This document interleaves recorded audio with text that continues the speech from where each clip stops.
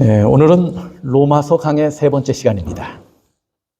여러분이 이 앞에 보시는 것처럼 의인은 믿음으로 삽니다라고 하는 제목입니다. 의인은 믿음으로 삽니다.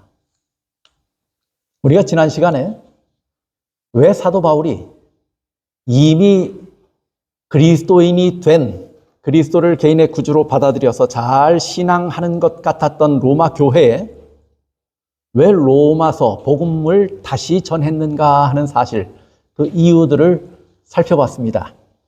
그 동일한 이유로 오늘 우리도 로마서를 다시 공부하고 복음을 다시 들어야 합니다. 이것은 굉장히 우리 신앙을 위해서, 구원을 위해서 대단히 중요한 일입니다. 근데 오늘 우리가 함께 공부할 내용은 의인은 믿음으로 삽니다라고 하는 제목이에요. 로마 캐톨릭 신자였던 마르틴 루터가 성경에 기록된 하나님의 사랑이 예수 그리스도를 통해서 나타났다고 하는 복음을 전혀 듣지 못했었어요. 그런데 마르틴 루터는 한편으로는 죄에 대한 문제 때문에 심각하게 고민하고 있었습니다. 죄책감이 있었어요. 죄 문제에 대해서 늘 고민하고 있었어요. 그러는 중에 마르틴 루터가 두 가지 아주 큰 사건을 경험합니다. 첫 번째는 뭐냐면 아주 친했던 친구가 죽은 거예요. 이건 상당히 마르틴 루터에겐 충격적인 일이었어요. 그 다음에 두 번째 일은 또 어떤 일을 겪었냐면 21살 때 되던 해에 마르틴 루터가 집에 내려갔다가, 고향에 내려갔다가 다시 공부하기 위해서 학교로 돌아오는 중에 큰 우레를 만나게 됩니다. 그런데 처마 밑에 숨었던, 우레를 피해서 섰던 마르틴 루터가 안 그래도 무슨 문제로 고민하고 있었던 거예요?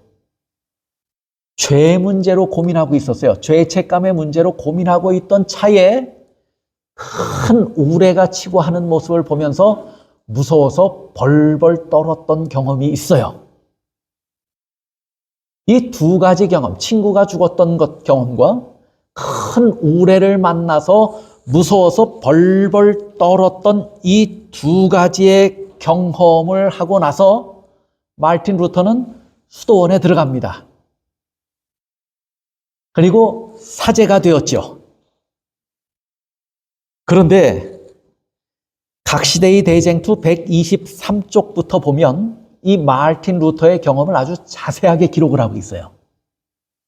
제가 쭉 읽어보니까 마르틴 루터에 대한 경험을 제가 두 가지로 좀 나누어서 설명을 드릴 수 있을 것 같더라고요. 하나는 뭐냐면 마르틴 루터가 죄에 대한 문제를 심각하게 고민하면 고민할수록, 죄에 대한 자각이 깊어지면 깊어질수록 반대로 뭘 얻고 싶은 것이냐면 그것으로부터 해방되고 싶은 욕구가 생기는 거예요.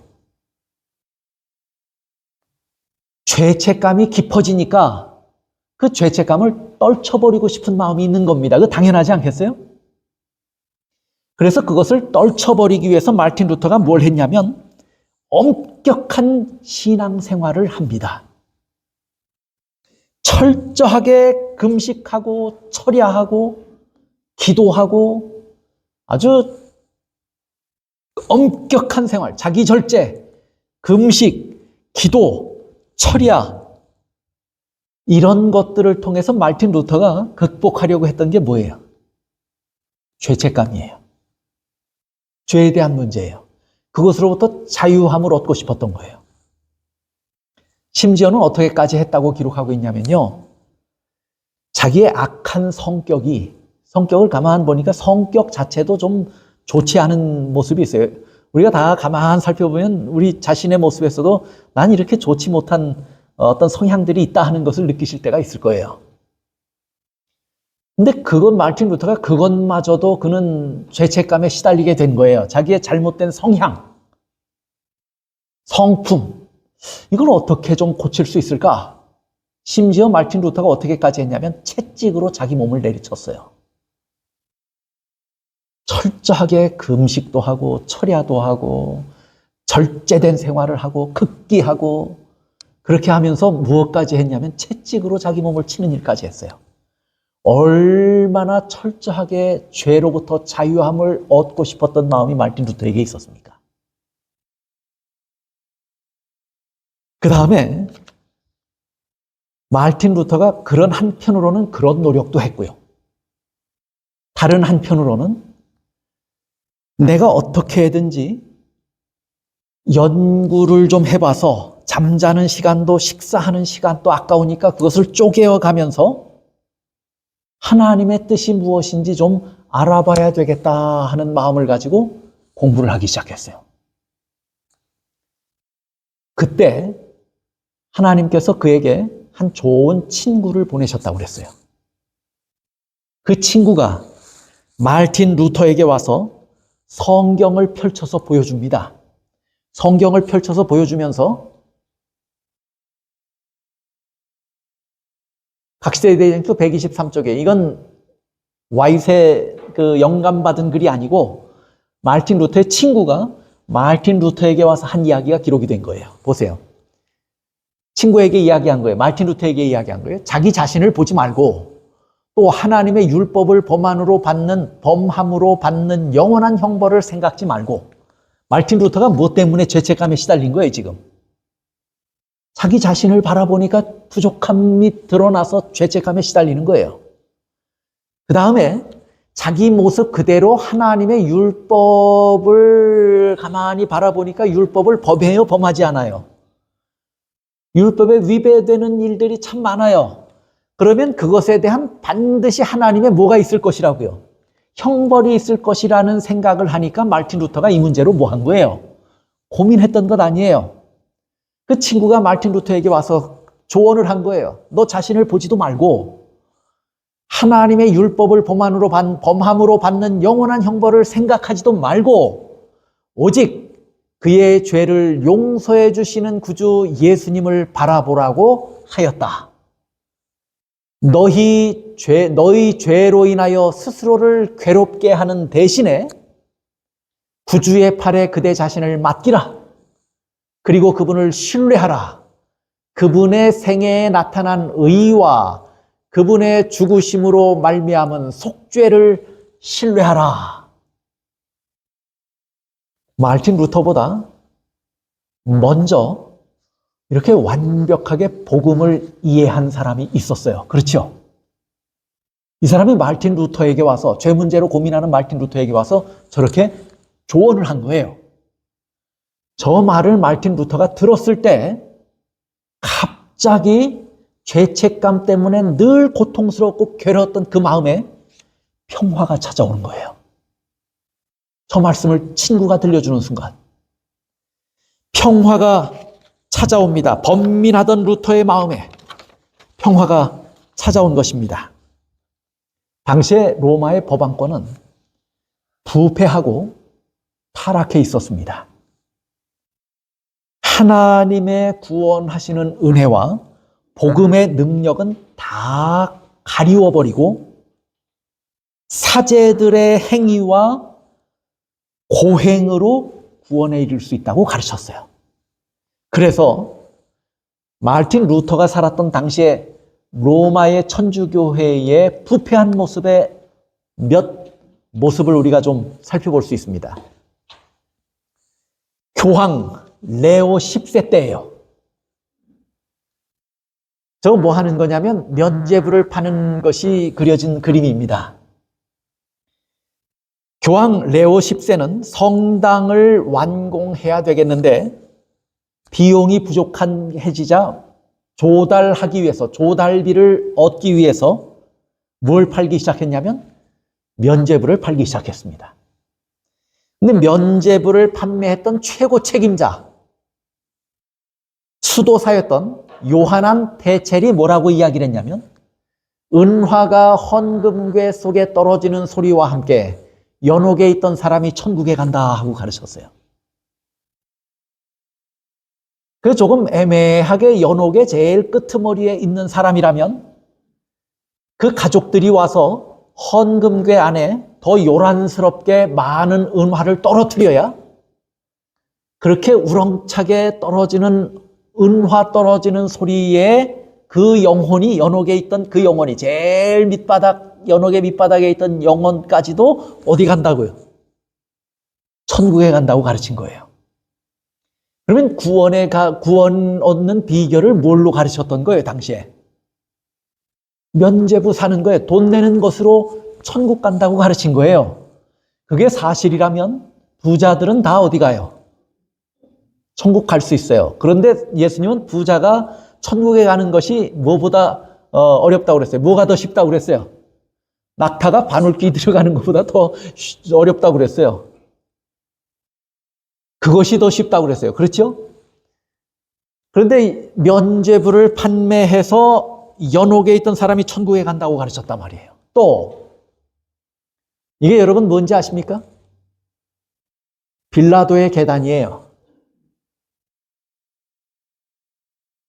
당시에 법왕이 한 교령을 반포했는데 이 빌라도의 계단, 빌라도의 층계를 무릎으로 저 끝까지 기어 올라가면, 그래서 저 사람들 지금 뭐 하고 있어요? 저 사람들은 당시의 사람들은 아니고 거기 구경 간 관광객들이 그 계단을 무릎으로 올라가 보고 있는 거예요. 근데 당시에 교황이 교령을 내렸어요. 무릎으로 이 밑에서 저 끝까지 기어 올라가면 뭐 할 수 있다고요? 구원 얻을 수 있다고요. 근데 저 빌라도의 계단을 뭐라고 가르쳤냐면, 그게 여러분 믿어지시지 않을 거예요.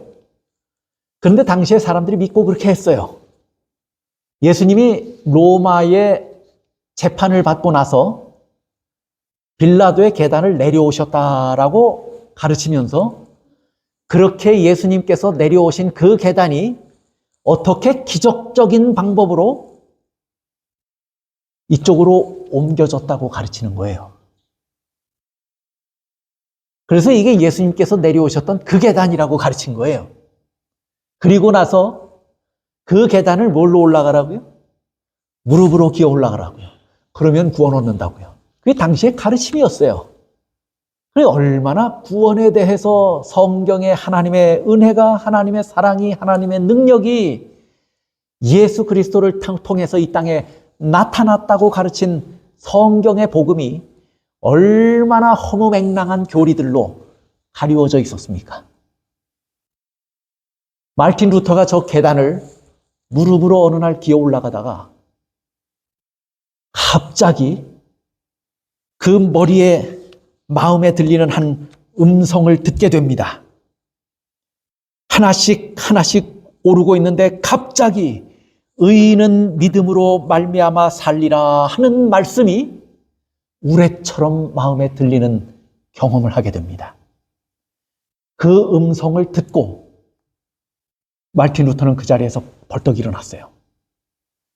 그리고 믿음으로 구원에 이르게 된다고 하는 사실을 분명하고도 확실하게 깨닫고 종교개혁을 일으키는 믿음으로 말미암는 의 95개 조항을 써서 성전문에 갖다 붙여놓은 거예요.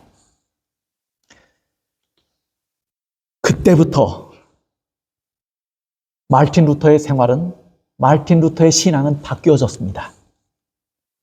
사람의 행위를 의지해서, 고행을 통해서, 교황을 통해서 구원에 이르게 될 것이라고 믿었어요.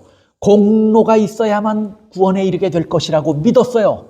그랬던 마르틴 루터가 어떻게 바뀐 것입니까?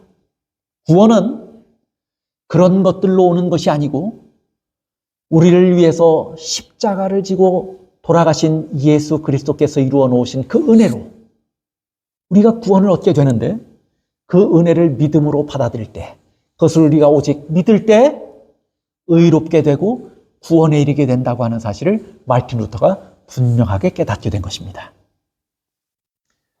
마르틴 루터가 구원에 대하여 분명하게 깨달은 기별이 오늘 우리가 함께 공부할 내용입니다.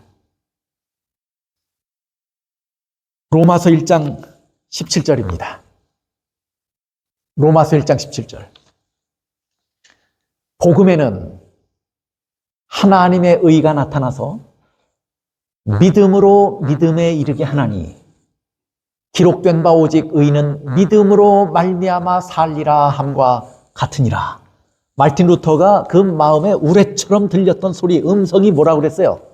오직 의인은 믿음으로 말미암아 살리라 하는 말씀이 마르틴 루터의 가슴에 우레처럼 들렸던 거예요. 그리고 구원의 기별을 분명하게 그 복음을 깨닫게 된 것입니다. 오늘 그 말씀을 우리가 좀 살펴보려고 하는 것입니다.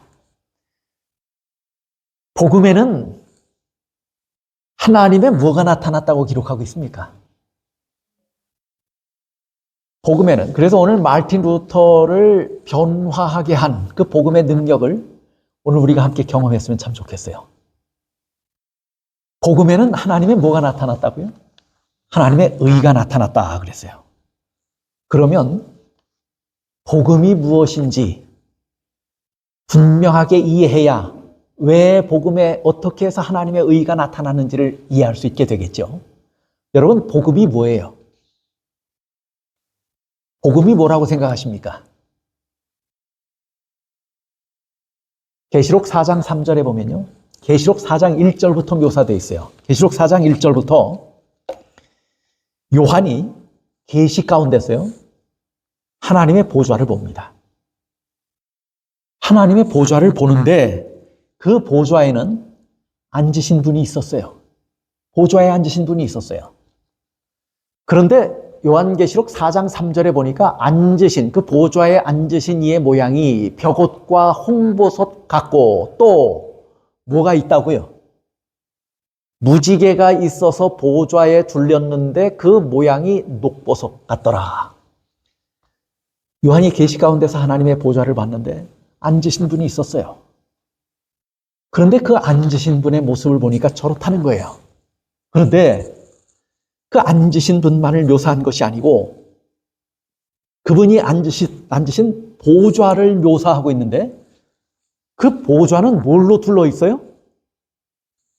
무지개로 둘러 있었다, 그렇게 이야기를 해요. 이 무지개가 뭘까요?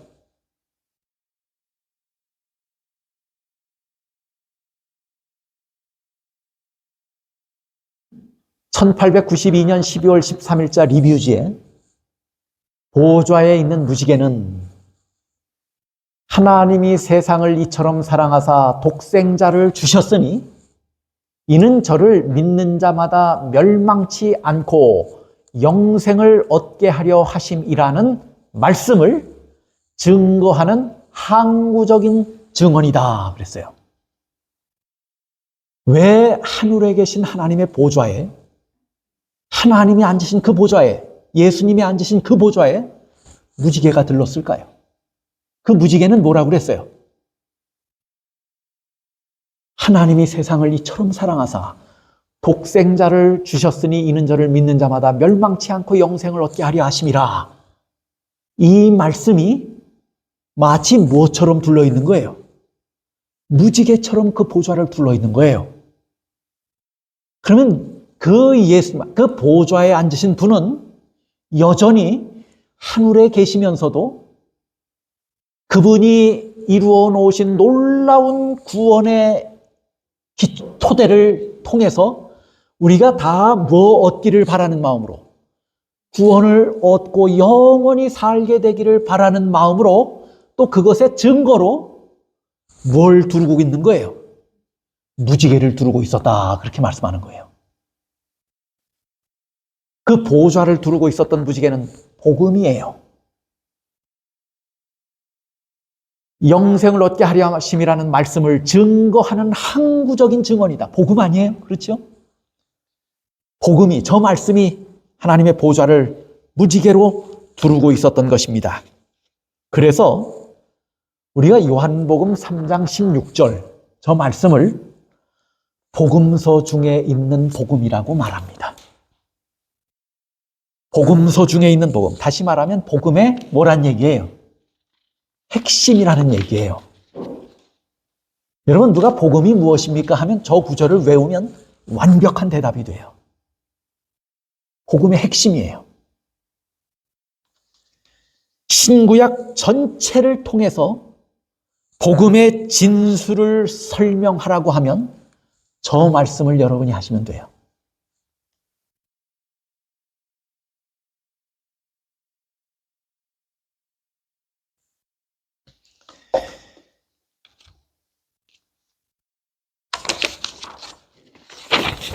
자, 그러면 복음은 가만히 보니까 하나님이 세상을 이처럼 뭐 하신 행위예요?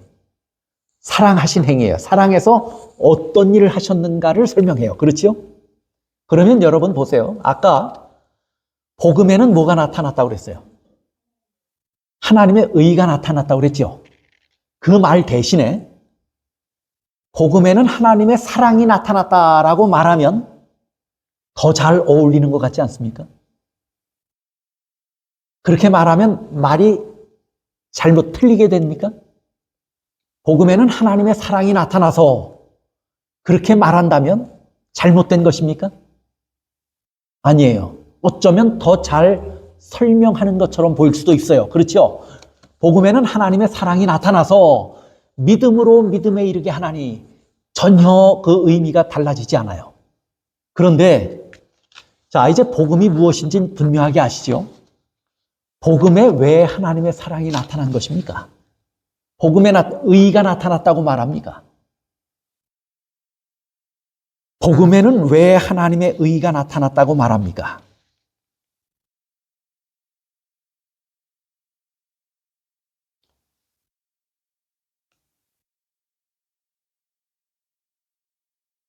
복음에는 하나님의 사랑이 나타났다 해도 전혀 어색하지 않은데 왜 하나님의 의가 나타났다라고 말합니까?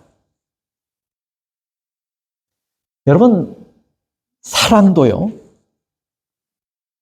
정당한 방법에 의해서 정의롭게 실현될 때 비로소 그 사랑이 진짜 사랑이 되고 가치 있는 사랑이 되고 효력이 있는 사랑이 돼요. 뭐 할 때 사랑도 그렇게 돼요? 정의롭게 실현될 때 그렇게 되는 거예요. 한 가지 예를 들어볼까요? 전에 한국에 한 큰 기업체 회장이 자기 아들을 사랑하는 마음에 아들을 괴롭힌 사채업자들을 불러놓고 어떻게 했어요?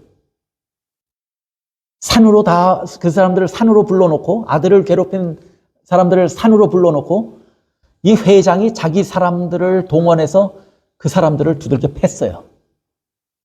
누구 때문에 그렇게 한 거예요? 뭐 때문에? 아들을 사랑한 것 때문에 그렇게 했어요. 아들을 사랑하는 마음이 아버지에게 있다는 것은 우리 조금도 의심하지 않습니다. 그렇죠? 그런데 이 아버지가 잘못한 것은 뭐야? 아들을 사랑한 것은 잘못한 것이 아니에요. 아들을 사랑하는 방법이 뭐한 게 잘못이에요? 정당하지 않았던 거예요. 정의롭지 못했던 거예요. 자기가 부정한 방법을 저지르면서 정당하지 못한 방법을 통해서 뭐 한 거예요? 사랑하려고 했던 거예요. 그러면 그 사랑은 칭찬받아 마땅합니까? 아니면 징계받아 마땅합니까? 그 아버지가 잘못 행한 사랑은 그게 사랑일지라도 잘못된 사랑은요, 합법적이지 않은 사랑, 정의롭지 못한 사랑은 진짜 사랑이 아니에요. 실현될 수 있는 사랑이 아니에요. 하나님의 사랑이, 복음에는 하나님의 사랑이 나타났다라고 표현해도 너무도 자연스러운 일인데 사도 바울은 뭐라고 표현했냐면 복음에는 하나님의 의가 나타났다고 말합니다. 이 말은 뭐냐면 복음에는 당연히 아까 말씀하신 것처럼 하나님이 세상을 이처럼 사랑해서 행하신 일이 복음이에요. 그 복음 안에는 사랑이 이미 있어요. 사랑이 없이는 복음을 설명할 수 없어요. 복음이 설 수 없어요. 그런데 그 사랑이 어떤 사랑이었다고 사도 바울이 지금 설명하고 있는 것입니까? 예수님께서 행하신 그 사랑이 정당하고 합법적이고 정의로운 방법으로 이루신 행하신 사랑이었다고 설명하는 것입니다.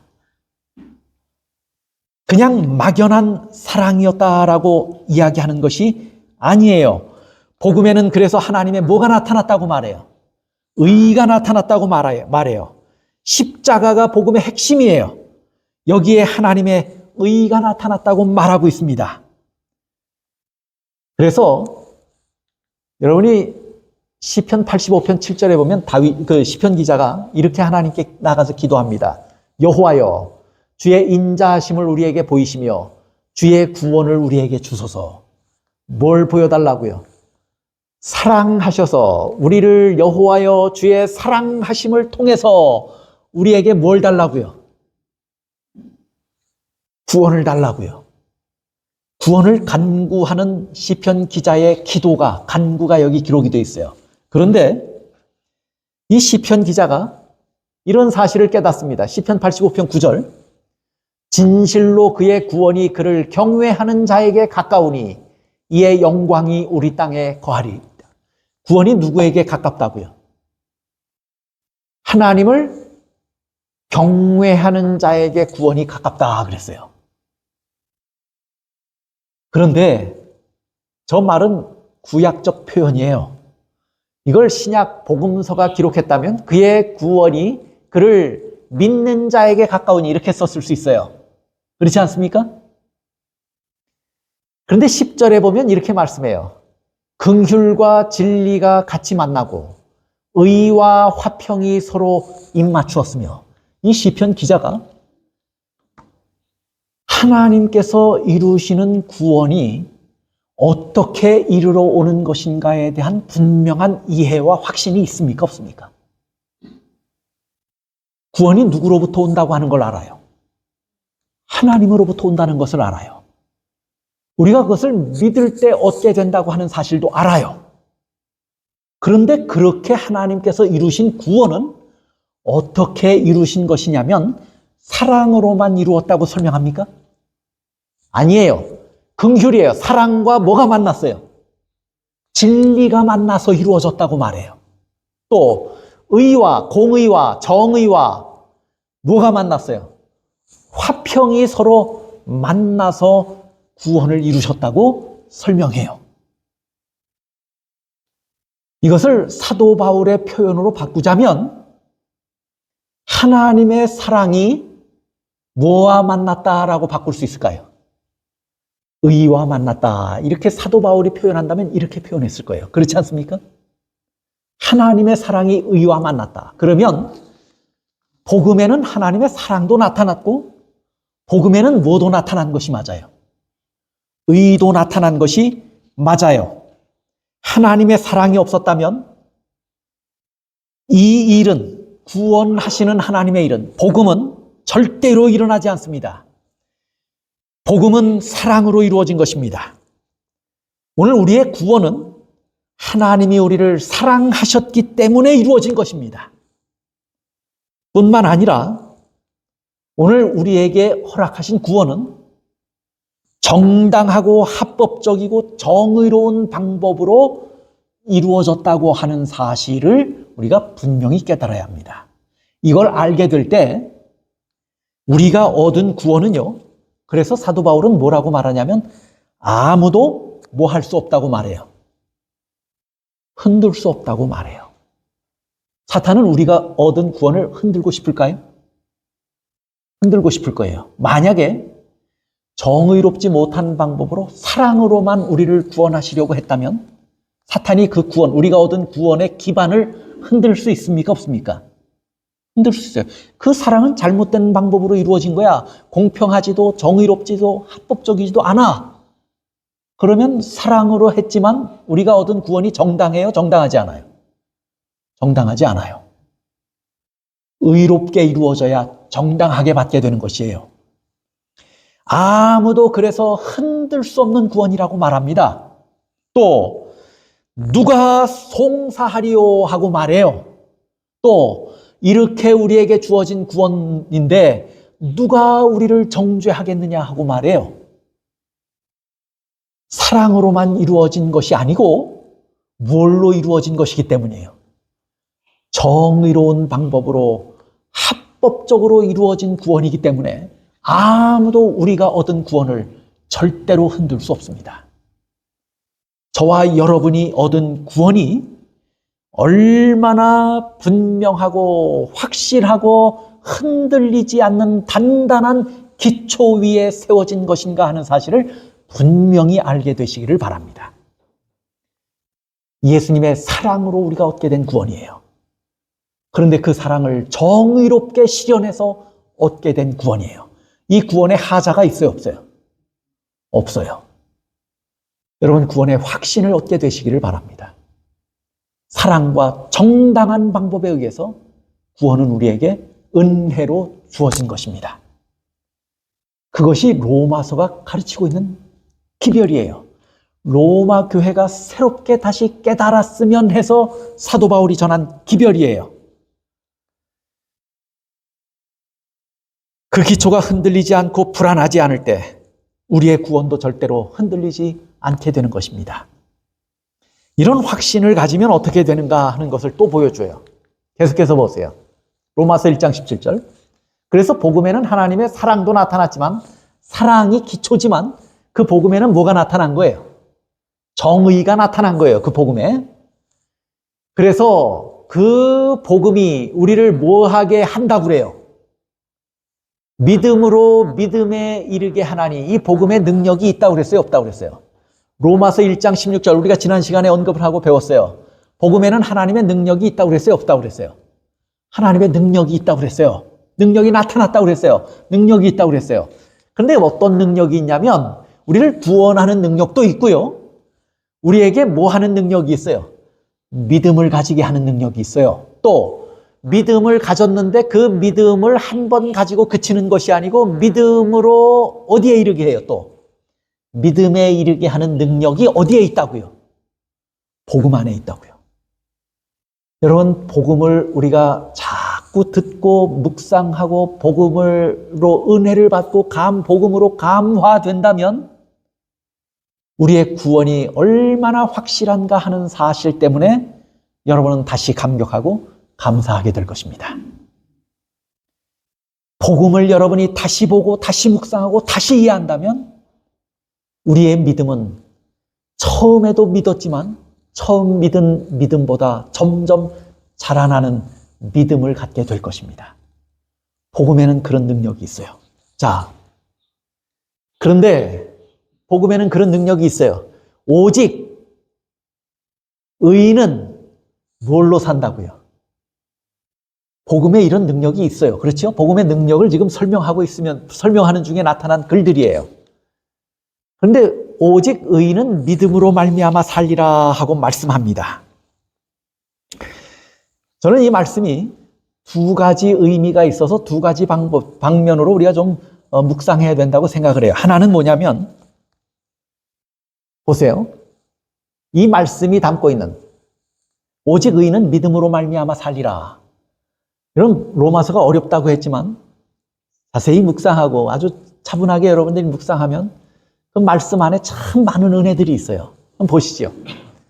그 말씀이 담고 있는 두 가지의 의미, 두 가지로 우리가 묵상을 해야 돼요. 첫째는 뭐냐면 하나님께서 사랑으로 이루시고 의로운 방법으로 이루신 구원이라 할지라도 그렇게 이루셨죠.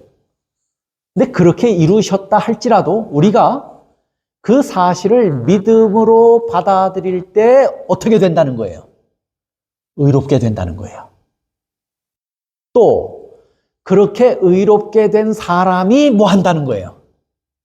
산다는 거예요. 오직 의인은 믿음으로 말미암아 살리라 하는 말씀이에요. 우리가 의인이 되는 방법과 사는 방법은 동일해요. 의롭게 되는 방법과 사는 방법은 동일한데 어떻게 할 때 된다고요? 믿음으로 된다고 그랬어요. 복음에는 하나님의 의가 나타났어요. 사랑으로 이루신 복음은 정당한 방법으로 이루셨어요. 그런데 그렇게 은혜로 우리에게 주어진 구원이라 할지라도 뭘로 의롭게 되고 뭘로 우리가 살게 될 것이라고요? 믿음으로 살게 되고 믿음으로 의롭게 된다고 가르칩니다. 저 한 구절 안에 복음의 진수가 다 담겨져 있습니까? 또 복음이 무엇인지, 우리가 어떻게 구원에 이르게 되는지 분명한 기별, 로마서 전체를 통해서 가르치고자 했던 사도 바울의 권면, 사도 바울의 기별이 저 한 구절 속에 다 담겨 있는 거예요. 그래서 여기까지가 뭐예요? 여기까지가 서론이에요. 이걸 기초로 해서 뭘 볼 수 있냐면 로마서를 공부하는 거예요. 로마서를 보는 거예요. 첫째는 무슨 의미를 담고 있다고요? 복음을 통해서 그리스도의 구원하시는 은혜를 통해서 우리에게 구원이 주어졌고 의롭게 하시는 일이 은혜로 주어졌다 할지라도 그걸 우리가 얻는 방법은 뭘로 얻게 된다고요? 오직 믿음으로 의롭게 되고 믿음으로 살리라 하고 로마서 1장 17절은 설명하고 있는 것입니다. 이해되시죠? 자, 우리 권태문 집사님은 언제부터 성이 권씨셨어요?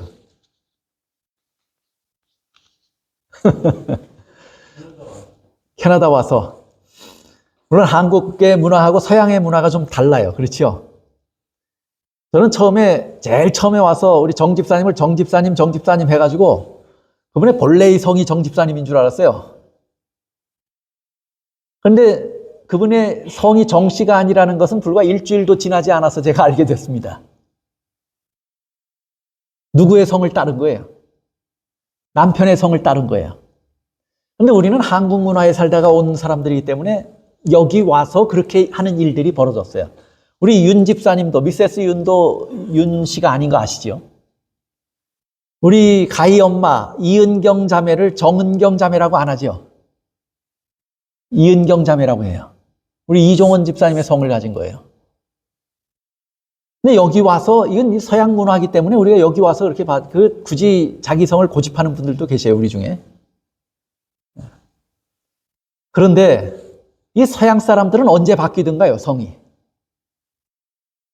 우리는 여기 와서 바뀌었는데 서양 사람들은 언제 바뀌던가요? 제가 갑자기 이 이야기 갑자기 생각이 났는데 이 성 이름이 갑자기 생각이 안 나서 딱 한 사람 바로 생각나는 분이 있는데 그게 누구냐면 화이트.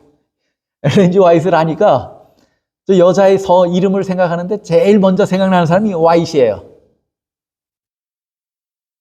이 엘렌을 언제부터 화이트라고 불렀습니까? 화이트 장로님을 만난 순간, 그래서 결혼한 순간 이분의 이름이 뭐가 된 거예요? 화이트 된 거예요. 이 서양 사람들은 뭐 할 때 화이트예요? 그래서 제가 한번 계시면 물어보고 싶어요. 언제부터 이름이 처음부터 화이트였습니까? 언제부터 화이트였습니까? 그러면 아마 그분이 이렇게 대답할 거예요.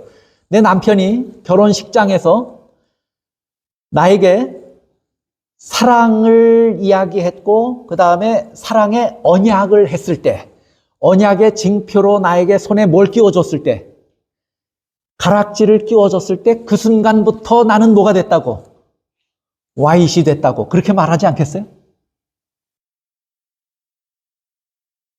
예수님께서 우리를 위해서 십자가를 지고 돌아가시는 그 순간 그리고 그 사실을 우리가 믿고 그 은혜를 믿음으로 받아들이는 순간 예수님께서 이루신 언약을 우리가 받아들이는 순간 우리가 뭐가 된 거예요? 갑자기 사람의 이름이 바뀐 것처럼 우리의 신분이 어떻게 된 거예요? 바뀐 거예요. 이 세상 임금의 자식이었던 우리가 누구의 자녀가 된 거예요? 하나님의 자녀가 된 거예요. 영원히 멸망받아야 할 자녀들이 구원 얻을 자녀로 순식간에 그 신분이 바뀐 거예요. 언제 바뀌었어요? 예수님께서 은혜를 베푸셨음에도 불구하고 그것을 미루고 때로는 알지 못하고 버텨오다가 우리가 그것을 한 순간이에요. 믿음으로 받아들인 순간 우리가 어떻게 된 거예요? 바뀐 거예요. 마치 신랑의 사랑의 언약과 고백을 그리서 건네는 반지를 신부가 믿음으로 받아서 손에 끼는 순간 이름이 바뀌는 것처럼 그렇게 바뀌는 거예요. 우리의 신분이 바뀐 것입니다. 뭐 하는 순간 바뀌었어요. 믿음으로 그것을 받아들이는 순간 우리는 의롭게 된 것입니다. 믿음으로 그 은혜를 받아들이는 순간 우리는 살게 된 것입니다. 그래서 오직 의인은 뭘로 산다고요? 믿음으로 산다고 말합니다. 믿음과 행함 70쪽에 이렇게 설명합니다. 에베소서 2장 8절을 좀 먼저 보시죠. 너희가 그 은혜를 인하여 믿음으로 말미암아 뭘 얻었다고요? 구원을 얻었나니, 이것을 로마서의 표현으로 바꾸면 믿음으로 말미암아 뭐 하리라? 살리라 함과 같으니라. 똑같지 않아요? 그 은혜를 인하여 뭘로 말미암아 우리가 살게 된 것입니까? 믿음으로 말미암아 살게 된 것이에요. 믿음과 행함 70쪽 여러분 주보를 좀 보시죠. 그대들은 자신의 구원과 관계된 개인적인 믿음을 가지고 있는가? 그대들은 그리스도가 그대의 구주이심을 믿는가? 그분께서 갈바리의 십자가 위에서 그대를 구원하시기 위해 돌아가신 사실을 믿는가? 그리고 그대들이 그분을 믿으면 영원한 생명을 그대들에게 선물로 주신다는 사실을 믿는가? 이것이 뭐라고요? 이것을 믿으면 그 믿음으로 우리가 뭐 된다고요? 의롭게 된다고 가르치고 있는 거예요. 성경의 가르침은, 사도 바울의 가르침은 의심의 여지 없이 분명합니다.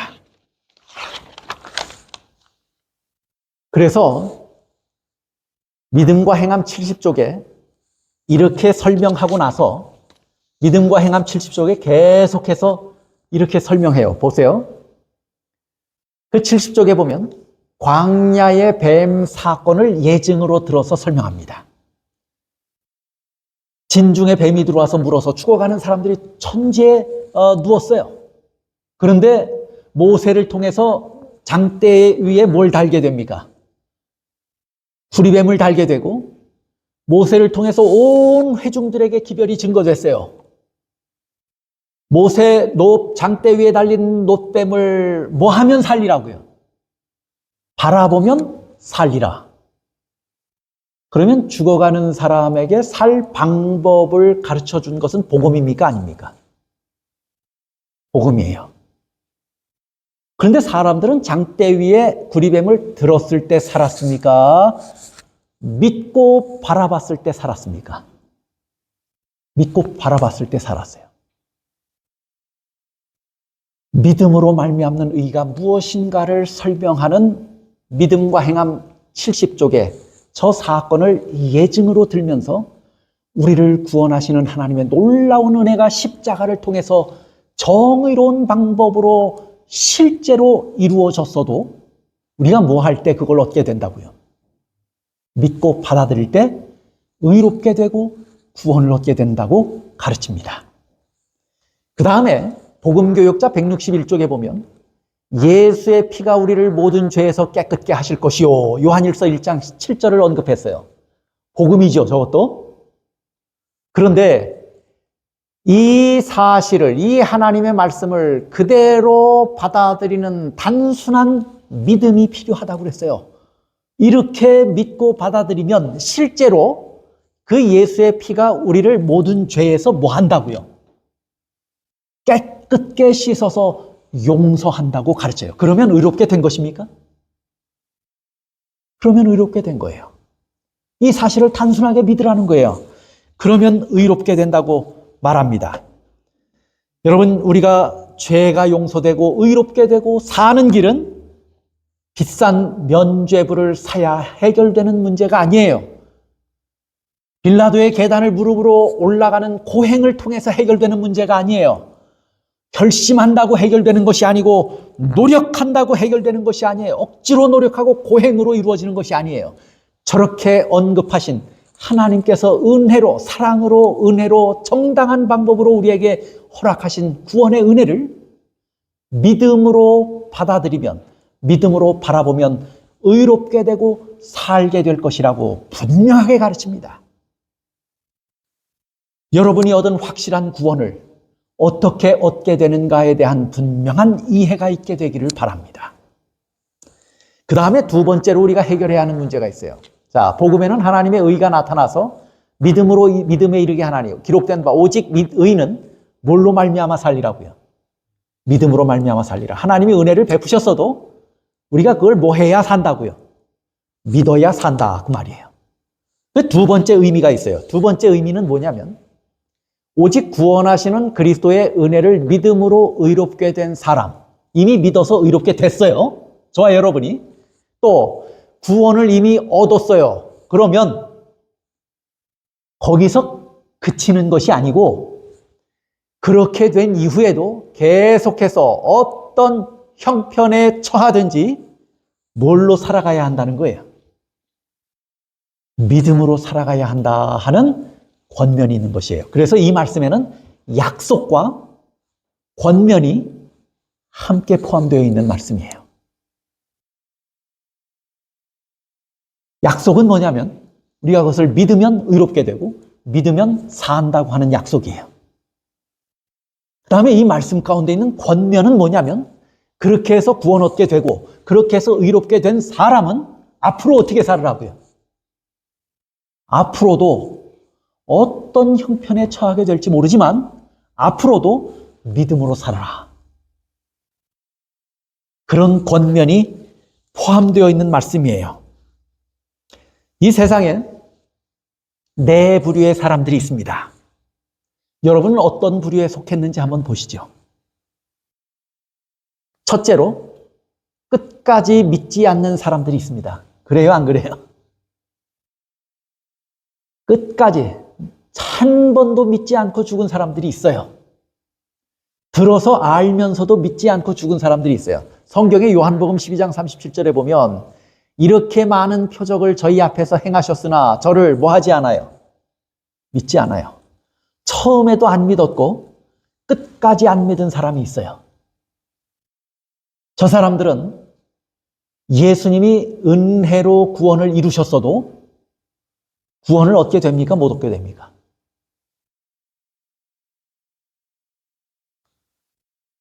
두 번째, 처음부터 끝까지 시시하게 믿는 사람들이 있어요.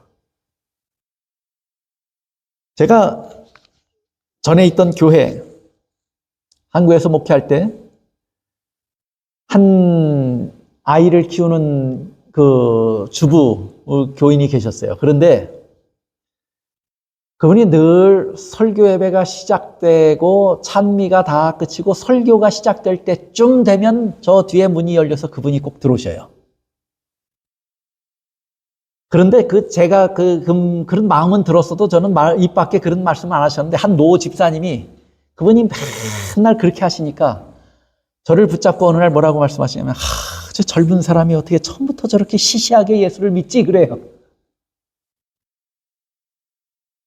그분의 마음을 들어갔다 나온 게 아니기 때문에 그분이 시시하게 믿었는지 그렇지 않은지는 저는 몰라요. 그렇죠? 아무도 몰라요. 그런데 그 사람이 하는 행동을 보고 그 집사님이 저에게 그런 이야기를 하셨어요. 근데 제가 있는 동안에 한 번도 예외 없이 그분이 어디 친정에 간다든지 여행을 간다든지 아프시든지 해서 못 오시는 것 말고 오시는 날에는 늘 그렇게 오셨어요. 그래서 저는 한편으로는 안 오는 것보다는 뭐 한 게 나아요. 그렇게라도 오셔서 그래도 하나님의 말씀을 같이 듣고 기도하고 그렇게 집에 가면 더 낫겠지 이런 생각을 했어요. 그리고 저는 떠났어요. 여기 와가지고도 한 10년 이상 지났어요. 굉장히 오랜 시간이 지났어요. 제가 한국에 가면서 그 교회를 방문할 기회가 있었어요. 그 방문할 기회가 있었는데 다른 사람보다 누가 제일 먼저 생각나냐면 그분이 생각이 났어요. 그분 지금도 교회 나오실까? 왜냐하면 제 생각에 제가 있는 동안에 계속 그렇게 신앙을 했는데 시간이 꽤나 지났는데 지금은 혹 뭐 이사를 가셔서도 안 나오실 수 있겠고 혹 그분이 그렇게 열심히 있는 신앙이 아니셨다면 지금쯤은 뭐 하셨을 수도 있겠다 하는 생각이 들었냐면 교회는 안 다니실 수도 있겠다 이런 생각이 들었어요. 그래서 그 교회에 초청을 받았을 때 그분은 이번엔 가면 못 보겠지 하고 생각을 했어요. 제일 먼저 떠오른 분이에요. 그래서 갔는데 설교를 시작했는데 문이 열리는데 그분이 들어오시더라고. 15년, 20년 이상을 그분은 그렇게 신앙하고 계신 거예요. 그분 안에 뭐가 있어요, 있기는. 신앙이 애당초 시시했다면 처음 끝까지 갈수록 시시하게 되다가 흐지부지하고 없어져 버리는데 그래도 그분은 끝까지 어떻게 해요? 붙들고 있는 게 있어요. 근데 제가 그분의 신앙을 진단하고자 하는 말씀은 아니에요. 의도는 그게 아니에요. 여러분들이 오해하지 않고 들으시길 바라요. 다른 예화가 특별히 생각나지 않아서 그냥 든 예화예요. 이것을 진짜 믿음으로 좀 바꾸어서 여러분이 좀 이해해 보셔요. 진짜 믿음으로. 시작할 때부터 흐리멍텅하게 믿는 것인지 믿지 않는 것인지 시시하게 그 믿음을 시작한 사람들이 있을 거예요. 아마 반쯤 믿고 시작했다. 우리 이렇게 한번 생각을 해보십시다. 10년이 지나고 20년이 지나고 죽을 때가 됐는데 여전히 그분의 신앙이 그 상태로 머물다가 마치는 분들이 계실 거예요. 그렇지 않겠어요? 성경에도 그 사실을 이야기해요. 히브리서 5장 12절. 때가 오래므로 이 사람들은 믿은 사람들이 안 믿은 사람들이에요. 믿은 사람들이에요. 그런데 아마 그 처음에 시시하게 그저 반신반의하며 그저 어정쩡하게 신앙에 발을 들여놓은 사람들처럼 생각해 볼 수도 있어요. 근데 너희가 이제 시간이 지났으면 마땅히 뭐가 될 터인데 선생이 될 만큼 뭐 했어야 된다는 거예요. 처음엔 좀 연약하게 시작했고 부족하게 시작했고 어정쩡하게 시작했더라도 시간이 지나면 어떻게 돼야 돼요? 믿음의 선생쯤이 돼야 되지 않겠습니까? 그런데 너희는 다시 하나님의 말씀의 초보가 무엇인지 누구에게 가르침을 받아야 할 것이니 이거 다시 배워야 한다는 거예요. 가르칠 때쯤 됐는데 아직도 뭐 하고 있다는 얘기예요. 너 가만 보니까 처음부터 시시하게 믿더니 이제는 가르칠 때쯤 됐는데 아직까지 뭐 하고 어떻게 믿고 있다는 거예요. 아직까지 저렇게 초보로 믿고 있다 하고 가르치고 있어요. 젖이나 먹고 단단한 식물을 못 먹을 자가 되었도다. 이미 됐어요. 어떻게 돼 있어요, 지금? 선생이 돼서 다 자라 있어야 되는 시기가 지났는데도 여전히 젖이나 먹어야 할 만큼 연약한 신앙의 상태에 머물러 있다고요. 어떤 사람은 처음부터 끝까지 믿지 않는 사람들이 있어요. 어떤 사람들은 처음부터 끝까지 연약한 상태의 믿음만을 가지고 살아가는 사람들이 있어요. 또 어떤 사람들, 그 두 번째 부류예요. 세 번째 부류. 믿음으로 시작했으나 육신으로 마치는 사람들이 있습니까? 없습니까?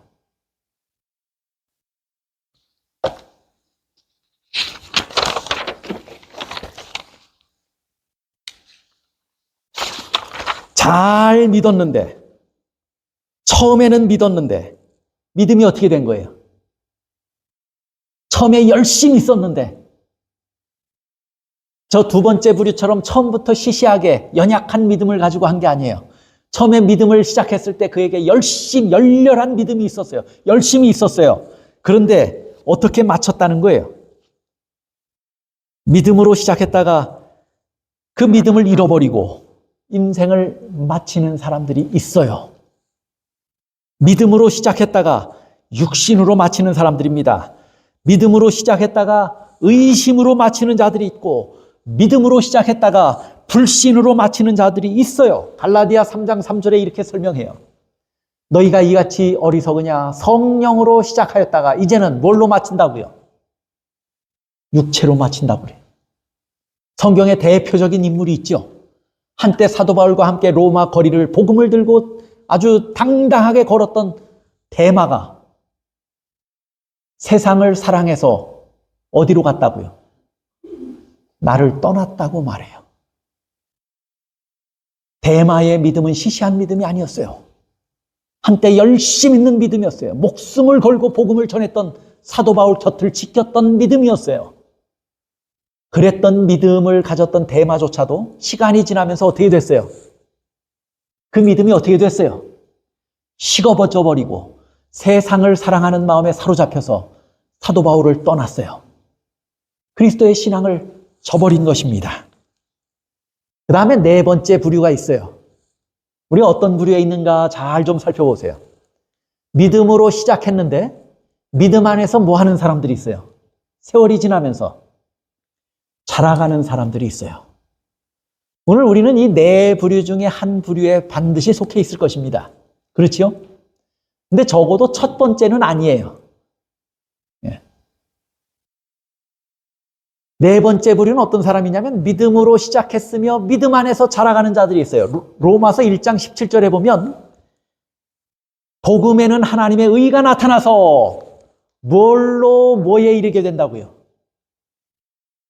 믿음으로 믿음에 이르게 되나니 그랬어요. 복음을 늘 듣고 복음을 묵상하고 복음으로 은혜를 받아가는 사람들은 믿음으로 시작해서 뭐에 이르게 하는 능력이 복음 안에 있어요. 믿음으로 이르게 하는 능력이 복음 안에 있는 것입니다. 믿음으로 시작했는데 시간이 지나면서 그 믿음이 더 강해져요. 그 믿음이 점점 깊어져요. 깊은 믿음의 경험 가운데로 자라가요. 시작된 믿음에서 완성된 믿음으로 자라가는 사람들이 있어요. 불완전한 믿음에서 성숙한 믿음으로 자라가는 사람들이 있어요. 자기 자신만 구원 얻은 믿음에서 이제는 남을 구원하는 믿음으로 자라가는 사람들이 있어요. 이런 사람들을 향해서 뭐라고 설명할 수 있는 것이냐면 믿음으로 믿음에 이르게 된다라고 설명할 수 있는 것입니다. 자, 로마서 1장 17절에 이해할 수 없는 말씀이 있어요, 없어요? 복음에는 하나님의 의가 나타났다는 말이 이해되시죠? 그래서 믿음으로 믿음에 이르게 된다는 말이 무슨 말씀인지 이해되시죠? 오직 의인은 믿음으로 산다고 하는 말씀이 무슨 말씀인지 이해되시죠? 로마서 1장 17절은 우리에게 완전한 복음, 로마서가 가르치고자 하는 복음이 그 내용이 무엇인지를 축약해서 아주 집약해서 우리에게 설명해 놓은 말씀인 것입니다. 그래서 리뷰 앤 헤랄 1908년 9월 18일자에 와이시 이런 글을 기고했어요. 그리스도의 의가 나타나 믿음으로 믿음에 이르게 한다. 복음에는 하나님의 의가 나타나서 믿음으로 믿음에 이르게 한다. 그 말이에요. 그렇죠? 근데 다시 말하면 하는 것으로 봐서 믿음으로 믿음에 이르게 한다는 말이 무슨 뜻인가를 설명해요. 그 다음에. 그 말의 의미가 무엇인지 정확하게 설명해요. 보세요. 그것은 그대의 현재의 믿음으로부터 깨달음이 더욱 깊어져서 사랑으로 역사하며 영혼을 정결케 하는 믿음에 이르게 한다. 현재의 믿음에서 그 믿음의 경험들이 더 깊어져서 정결케 하는 믿음으로 뭐하게 하는 거예요? 계속해서 자라가게 하는 것이 믿음으로 믿음에 이르게 한다라고 하는 말의 의미라고 설명해요. 자, 처음에도 믿음이고 믿음으로 시작하고 우리가 사는 날 동안 그 중간에도 뭘로 살아야 돼요? 믿음으로 살아야 돼요. 또 우리가 마치는 우리의 삶을 다 마지막까지 마치는 순간까지 뭘로 살아야 돼요? 믿음으로 살아야 돼요. 믿음을 지키고 살아야 돼요. 이것이 이렇게 사는 사람이 뭐라는 거예요? 이렇게 사는 사람이 의인이라는 거예요. 이렇게 사는 사람이 의인이고 이렇게 살 때 산다는 거예요.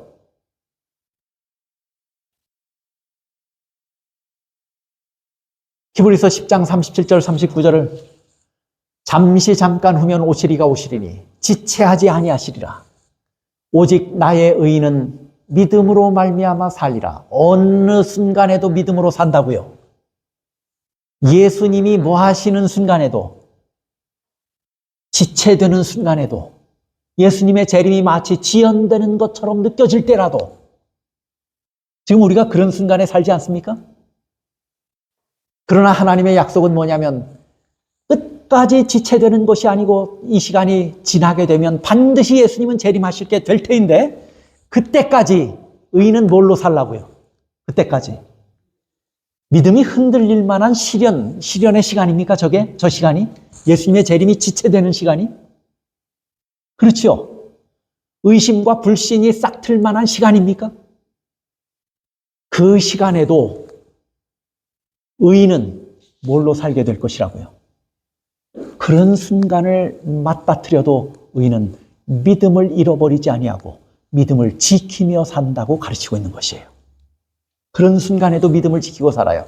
또한 이런 때 뒤로 물러가면 내 마음이 저를 기뻐하지 아니하리라 하셨느니라. 우리는 뒤로 물러가 침륜에 빠질 자가 아니요 오직 영혼을 구원함에 이르는 뭘 가진 자예요? 믿음을 가진 자예요. 여러분 믿음을 가지셨습니까? 믿음으로 시작하셨습니까? 사는 날 동안 그 믿음을 지키시기를 바랍니다. 그것이 믿음으로 사는 거예요. 그렇게 사는 자가 의인이에요. 그렇게 사는 사람이 삽니다. 그 다음에 우리가 죽는 순간까지 뭘 지키셔야 돼요? 여러분이 시작한 그 믿음을 꼭 지키시기를 바랍니다. 그래야 그 사람이 의인이에요. 구원함의 이름을 이르는 뭘 가진 사람이에요? 그런 사람들이. 구원함에 이르는 믿음을 가진 사람들이에요. 똑같은 말씀이 로마서 1장 17절의 말씀이 똑같이 언급됐어요. 또 한 구절 보실까요? 하박국 2장 4절. 이 묵시는 정한 때가 있나니 그 종말이 속히 이르겠고 결코 거짓되지 아니하리라. 이스라엘 백성들이 적의 압박 가운데서 고통당하는 그 순간에 포로가 되어서 고통을 당해야 하는 그 순간에 그 백성들은 하나님께 부르짖습니까? 하나님께 부르짖어요. 자기의 잘못을 뉘우치고 하나님께 부르짖었어요. 하나님의 선지자들은 하나님 앞에 나가서 부르짖습니까? 울면서 부르짖었어요. 저 백성들을 구원해달라고. 압제는 계속돼요. 고통은 계속돼요. 하박국도 이런 고통을 가지고 하나님 앞에 나가서 하나님 앞에 울부짖으며 간구했어요. 그때 뭐라고 말했냐면 정한 때가 있다 하고 말했어요. 뭐예요? 이 고통이 뭐 하는 때가 올 것이라고요? 그칠 때가 올 것이다 그 말이에요. 속히 이르겠다. 결코 거짓되지 아니하리라. 비록 더딜지라도 기다리라. 지체되지 않고 정령 응하리라. 보라 그의 마음은 교만하며 그의 속에서 정직하지 못하니라. 아직도 그 백성들은 뭐예요? 다 변했어요? 안 변했어요? 안 변했어요. 하나님의 진노가 아직도 그들에게 필요해요. 하나님의 심판이 필요해요. 그들을 고치기 위해서 필요해요. 아직 그치지 않았어요. 그러나 반드시 마치는 때가 올 것이다. 의인은 그 순간에 어떻게 사는 사람들이 의인일까요? 그런 순간에도 하나님의 참 백성들은 그 이스라엘 백성들 중에 있었을까요? 없었을까요? 있었어요. 의인이 있었어요. 그 의인들은 뭘로 살았다는 거예요? 그러나 그 의인들은 믿음으로 말미암아 살았다 하고 말합니다. 그런 순간에, 암담한 순간에 이 일이 언젠가 반드시 마칠 것이고 하나님의 의가 드러나고 하나님의 사랑이 드러나는 날이 분명히 오게 될 터인데 그때까지 의심하거나 불신하지 아니하고 하나님을 바라보며 살리라 하는 사람들이 그 중에 있었다고 하는 것이에요. 그들을 향해서 하박국은 뭐라고 말했냐면 의인이라고 말했어요. 그리고 그 의인은 그런 순간에 뭘로 살았다고요? 믿음으로 살았다라고 말합니다. 여러분이 선지자와 왕은 주보에 있으니까 여러분들이 개인적으로 좀 보십시오. 오늘 집에 가셔서 좀 한번 읽으시면서 묵상해 보시기 바랍니다. 믿음으로 말미암아 산다고 하는 말씀이 오늘 우리에게 어떤 말씀의 의미인가를 선지자와 왕에 자세하게 실었어요. 그 내용을 집에서 좀 보시기를 바랍니다. 제가 한 구절을 더 읽어드리죠. 히브리서 3장 14절이에요. 그래서 우리가 시작할 때 확실한 것을 끝까지 견고히 잡으면 그리스도의 재림이 지체되는 시간입니까? 지체되지요. 이 세상은 점점 악한 풍조에 휩쓸려 가고 있습니까? 재난이 여기저기서 시를 가리지 않고 시시때때로 일어나고 있지 않습니까? 시간과 장소를 가리지 않고. 의인이 믿음을 지키며 사는 것이 힘든 세상이에요? 수월한 세상이에요? 절대로 수월하지 않아요. 재림이 지체되고 세상은 점점 악해지고 그 세상에 편승하지 않으면, 조류에 편승하지 않으면 사는 것조차 힘들어져 가는 그런 세상에서 믿음을 지키고 산다고 하는 것은 여간 어려운 일이 아닙니다. 그러나 사도 바울은 오늘 우리에게 분명하게 권면합니다. 우리가 시작할 때 믿음을 붙들었습니까? 믿으셨습니까? 그렇다면 끝까지 뭐 하라고요? 그 믿음을 지켜내라고 말씀합니다. 끝까지 지켜내라고. 그러면 그리스도와 함께 참리한 자가 될 것이라고 말합니다. 여러분, 예수님의 구원하시는 은혜를 끝까지 신뢰하시기를 바랍니다. 여러분, 자신의 모습을 볼 때 흔들릴 때가 있을 거예요. 내가 구원 얻은 사람이 이렇게 사는가? 나에게 이런 악한 성향이 있는가? 그때마다 예수님의 구원하시는 은혜를 바라보시고 그 은혜를 신뢰하게 되시기를 바랍니다. 세상이 악하고 믿음을 지키며 살기가 여간 어렵지 않은 그런 세상에 살면서 그 믿음을 포기하기가 쉬운 유혹을 받는 그 세상에서 복음에는 뭐가 있다고 하는 사실이에요. 우리를 끝까지 붙들고 지켜내는 능력이 있다고 하는 사실을 여러분이 끝까지 믿으시기를 바랍니다. 그리고 그 복음을 붙드시기를 바랍니다. 그런 사람이 무슨 사람이라는 거예요? 그런 사람이 의인이고 그런 사람이 살게 될 것이라고 분명히 말씀합니다. 여러분, 디모데후서 4장 7절에 보면요, 사도 바울이 그의 일생을 다 마치고 나서 이렇게 고백해요. 내가 선한 싸움을 싸웠다. 또 내 달려갈 길을 마쳤다. 여기서 한마디 더 하죠. 무슨 말씀을 하는지 아십니까? 내가 이때까지 뭘 지켰다고 말해요? 믿음을 지켰으니, 그렇게 말해요. 사도 바울에게도 여러 유혹과 여러 의심의 요소들이 있었을 것이고 여러 시련과 고난이 있었어요. 그런데 그걸 잘 싸워냈어요. 또 달려갈 길을, 그러면서도 하나님께서 그에게 허락하신 분부하신 일을 다 행했어요. 그러는 중에 사도 바울이 제일 크게 내가 해냈다고 고백한 것이 뭐냐면, 내가 그 중에서도 뭘 지켜냈다고요? 믿음을 지켜냈다 하고 말합니다. 여러 의심과 불신의 요소들과 그런 상황에 있을 때라도 내가 믿었다. 확실하게 예수님을 믿었고 구원하시는 은혜를 믿었다 하고 고백하는 것입니다.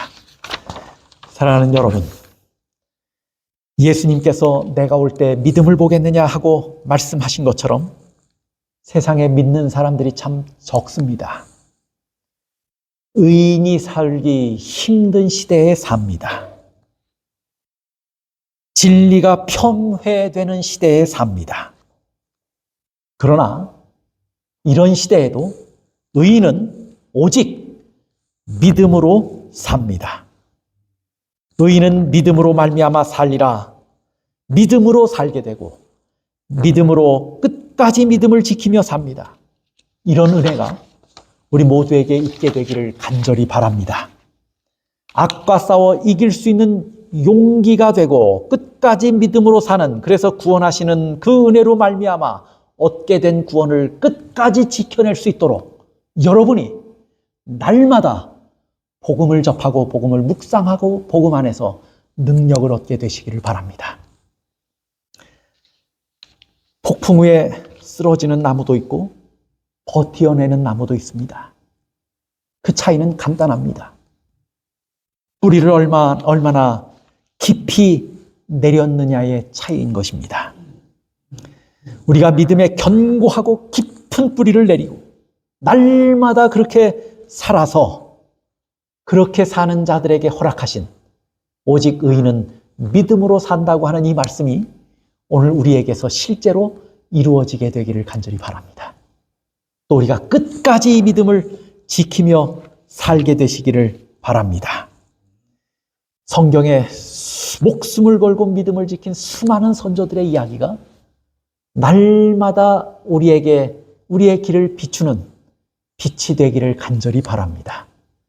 오늘 로마서 1장 17절의 말씀이 우리에게 무엇을 약속하고 무엇을 권면하는 말씀인지를 여러분이 분명히 이해하셨으니 앞으로 우리가 이 믿음을 굳게 붙들고 이 믿음을 지켜가며 살아서 오직 의인은 믿음으로 살게 된다고 하는 이 약속이 성취되는 그날 우리가 다 의인으로 주님 앞에 서게 되기를 간절히 바라면서 오늘 말씀을 줄이겠습니다.